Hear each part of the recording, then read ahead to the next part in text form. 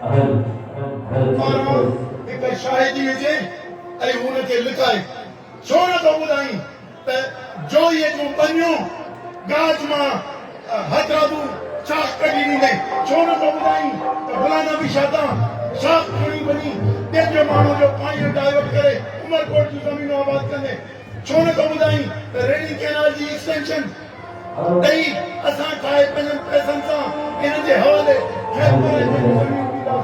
तूं उन मसनद ते वेठो आहीं जिते तूं इहा ॻाल्हि तूं शायदि ॾीं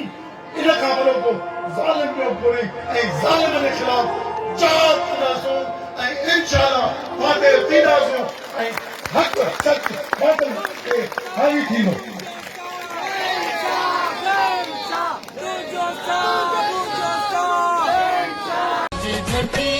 जो इख्तियार सिंध खपे थी खुद मुख्तार पंहिंजी धरती पंहिंजो इख्तियार सिंध खपे थी खुद मुख्तार सिंध खपे थी खुद मुख्तार सिंध खपे थी खुद मुख्तार सिंध खपे थी खुद मुख्तार सिंध खपे थी खुद मुख्तार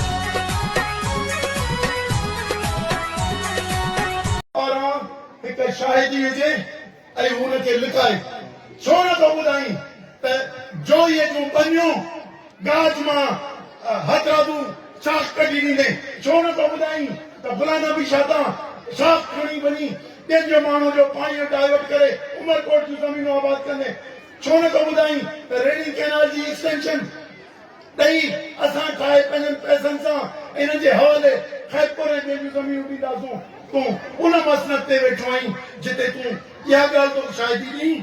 इन खां वॾो को ज़ालिम पियो घुरे ऐं ज़ालिम जे ख़िलाफ़